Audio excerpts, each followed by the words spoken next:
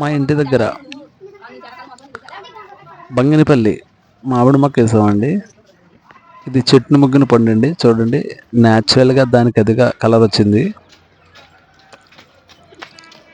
చెట్టును ముగ్గిన పండు ఏదైనా సరే చాలా టేస్ట్గా ఉంటుందండి.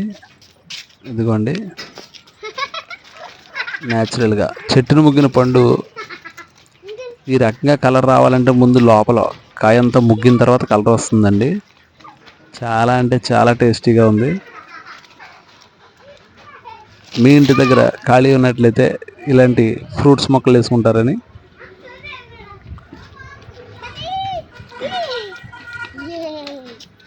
ఆశిస్తున్నాం. ఇదిగోండి, ఫ్రూట్ అయితే న్యాచురల్ కలర్, ఏ విధమైన కలర్ రావడానికి మందులు కొట్టేది గట్ట కాదండి. చెట్టుని పండిన పండు చాలా అంటే చాలా టేస్టీగా ఉంది.